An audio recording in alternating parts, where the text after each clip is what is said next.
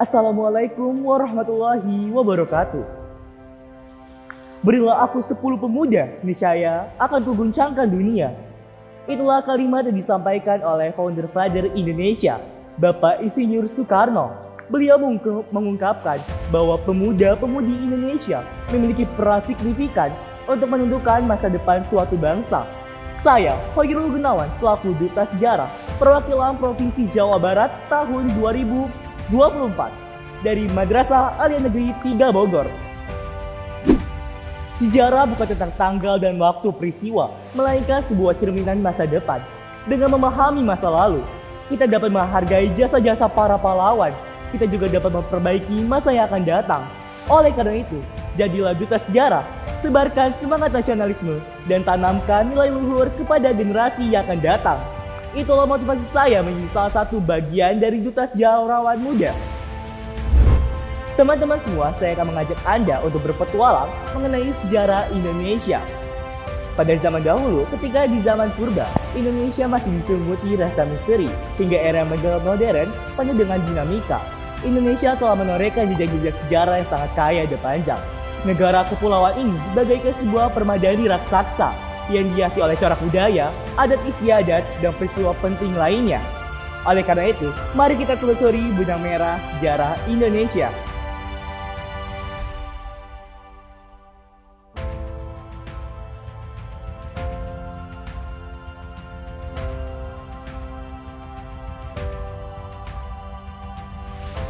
Selamat datang di kota Bogor, yang merupakan salah satu kota yang menyimpan banyak sekali kisah sejarah di baliknya, khususnya pada masa kerajaan Sunda Pajajaran.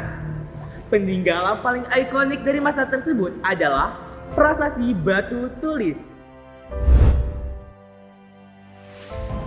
Prasasti Batu Tulis terletak di wilayah Batu Tulis, khususnya Bogor bagian selatan. Prasasti ini ditemukan pada masa penjajahan Belanda, khususnya pada abad ke-17 oleh salah satu pemimpin VOC yang bernama Kapiten Adolf Winkler. Prasasti ini berbentuk batu pipi yang sangat panjang dengan tulisan Jawa kuno dan menggunakan bahasa Sunda kuno. Hal ini justru menarik para peneliti dan arkeolog untuk meneliti prasasti ini lebih dalam. Selain dari itu, teman-teman semua, kita dapat melihat beberapa peninggalan lainnya seperti batu tapak, batu telapak kaki dari Raja Surawisesa. Kononnya, masyarakat setempat percaya bahwa jika ada doa yang ingin di sini bakal akan terkabulkan. Bapak, sebelumnya kedatangan kami di sini ingin menanyakan perihal apakah benar mitos mengenai jika kita berdoa di tempat ini akan terjabah, dan bagaimana sih Pak cara berdoa yang benar? Oh, kalau mitos kan perbedaan kita itu ya. Ya, betul Pak. Kan ya hanya filosofi ya. Itu kan kita tetap minta sama yang Maha Kuasa, yang nggak boleh minta ke batu. Kalau minta ke batu kan namanya kan musyrik ya. Kita minta sama Allah, kita minta sama Allah. Mudah-mudahan dijabah dikabul. Bukan dijabah apa sampai tercapai. Kayak dikabul gitu. Cuma insya Allah mudah-mudahan dijabah.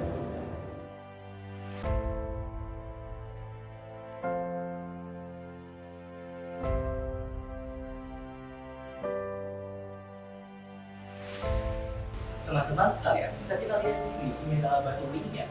Niscaya orang-orang yang dapat membentuk lingkaran dengan sempurna, ia akan dijabah doanya.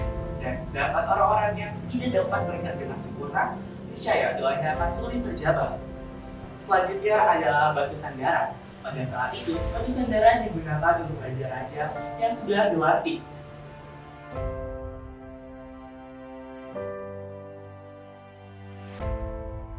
Nah, teman-teman, selanjutnya adalah sebuah tempat meja yang sangat besar ini. Pada saat itu, tempat ini digunakan untuk pentaruhan sesajen untuk perayaan hari-hari besar pada saat masa kerajaan Sunda Pajajaran. Prasasti ini dibuat oleh putra dari Raja Sri Baduga Maharaja, yaitu Raja Surawisesa. Ia membuat prasasti ini untuk mengenang jasa-jasa dari ayahnya sebagai bentuk penghormatan. Selain dari itu, fungsi prasasti ini juga menjadi kenangan atas kemuliaan dan kebesaran kerajaan Sunda Pajajaran bagi generasi selanjutnya agar dapat belajar dari prasasti tersebut. Saat ini, keberadaan prasasti Batu Tulis tetap terjaga di tempat asalnya, yaitu bangunan kecil yang melindunginya dari curah dan kerusakan. Prasasti ini justru menjadi salah satu destinasi wisata sejarah di wilayah Bogor. Pemerintah daerah dan warga lokal yang aktif tetap menjaga keberadaan prasasti tersebut melalui upaya konservasi dan pariwisata. Selain prasasti batu tulis dirawat secara fisik, ia juga dijadikan sebagai situs edukasi. Para pelajar dan peneliti dapat mempelajari bahasa Sunda kuno maupun tulisan Jawa kuno atau peninggalan-peninggalan dari kerajaan Pajajaran.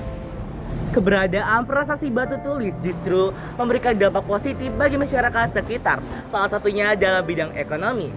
Melalui pariwisata, pedagang lokal, pedagang usaha kecil, dan pemandu wisata mendapat penghasilan dari kunjungan wisatawan. Di sisi lain, bagi para wisatawan, prasasti batu tulis menghubungkan mereka dengan masa lalu, sumber warisan yang mengajarkan kita mengenai sejarah, memahami asal-usul, dan mencintai lingkungan hidup. Oleh karena itu, marilah kita lestarikan prasasti batu tulis bukan hanya menjadi saksi bisu sejarah, melainkan inspirasi masa depan. Saya, Khairul Gunawan, selaku Duta Sejarah Perwakilan Provinsi Jawa Barat tahun 2024. Terima kasih telah menjelajahi salah satu harta karun di wilayah Bogor. Sampai jumpa di cerita sejarah berikutnya.